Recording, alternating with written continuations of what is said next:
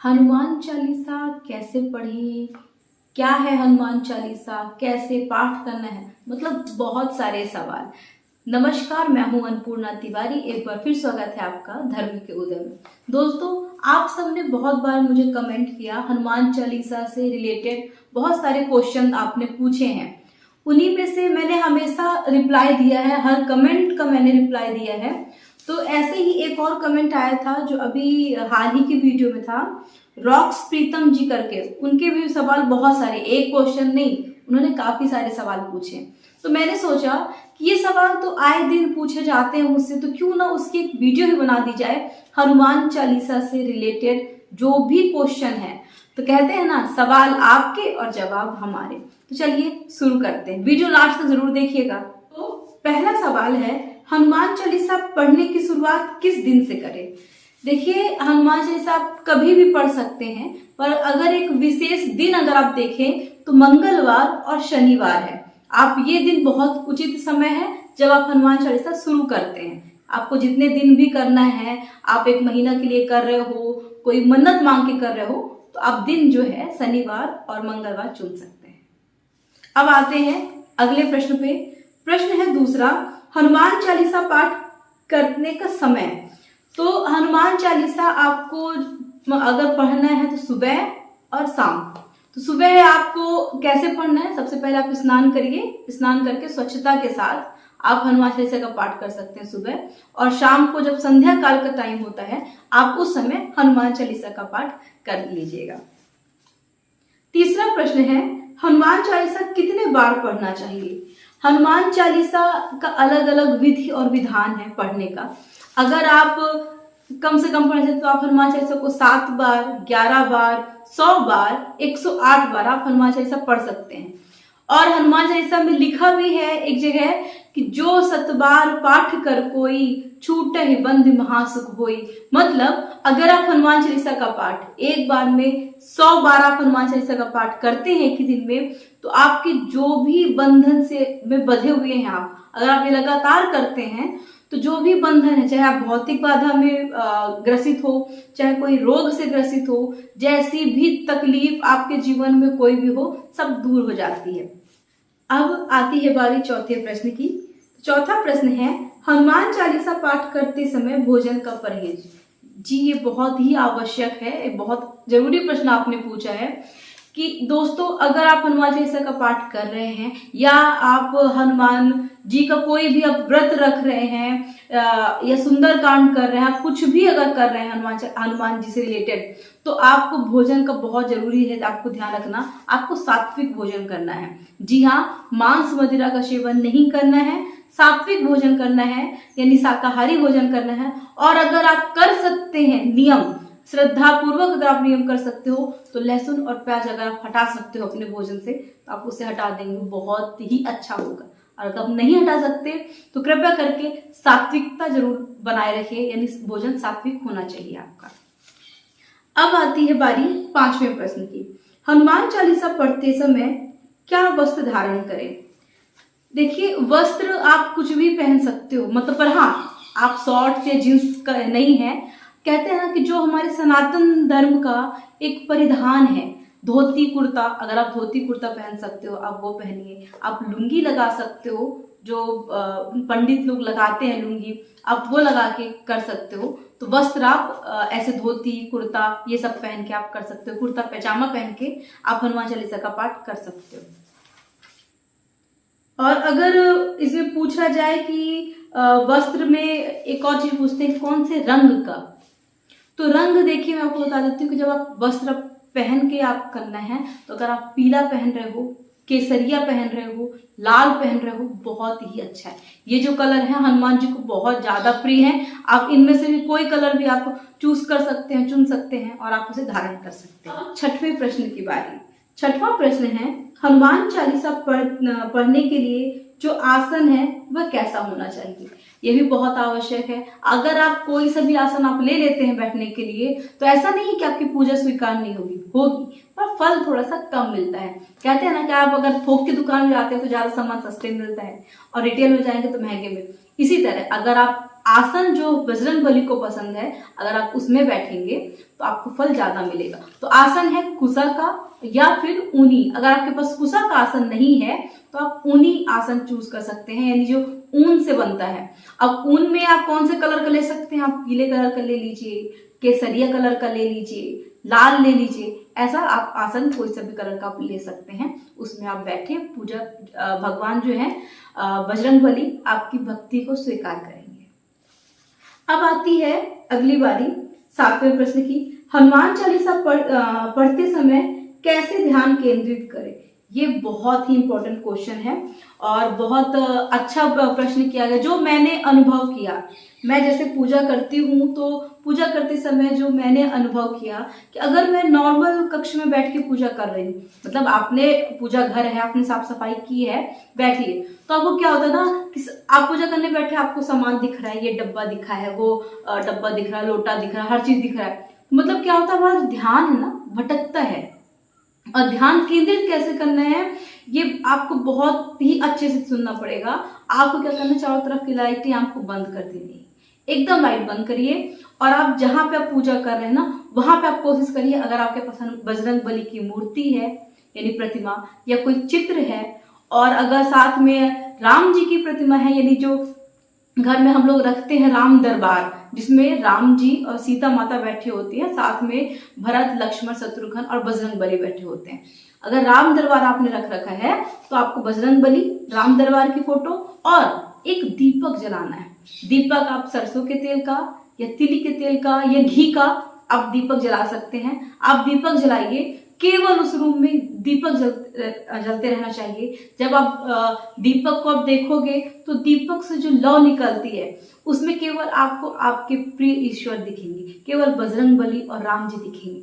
जब आप केवल उनको देखेंगे तो आपका ध्यान वैसे भी सिर्फ प्रभु के चरणों पे लगेगा, ध्यान बहुत अच्छे से लगता है। आप ये ट्राई करके देखिएगा। अगर आप ऐसे पूजा करेंगे तो आपका ध्यान कहीं भी नहीं भटकेगा और आपकी जो ध्यान है भक्ति पे लगेगा।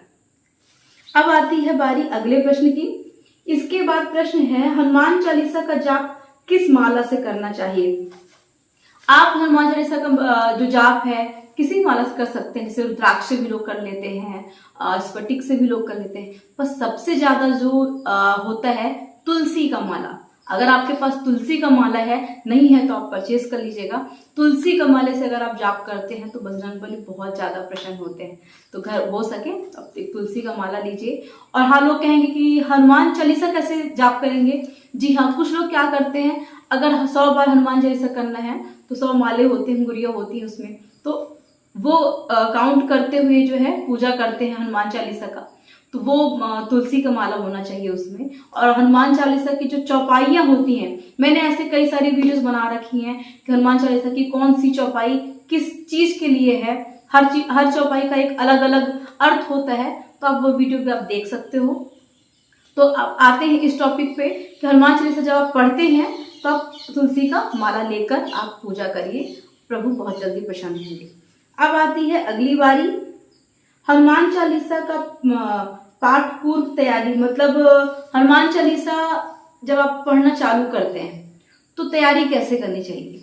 सबसे पहले आपको क्या करना है, आप स्नान करके आइए। अगर आप सुबह पूजा कर रहे हैं तो आपको सुबह भी स्नान करना है, शाम को कर रहे हैं तो आप कोशिश करिए कि आप स्नान करके नया वस्त्र, नया मतलब धुला हुआ वस्त्र आप धारण करें। अगर आप स्नान नहीं कर रहे हैं तो आपके पास अगर गंगा जल है तो गंगा जल छीटिए और धुले हुए वस्त्र आप पहनिए। नहीं कुछ कर सकते तो हाथ पैर धोइए और धुले वस्त्र पहनिए। तैयारी क्या होती है, जिस जगह पे आपको पूजा करना है वो जगह साफ सुथरा होना चाहिए। वहां पे ऐसा नहीं कि आप गंदगी फैला के रखे हो, कि खाना पीना खाए हो, गंदा है, नहीं।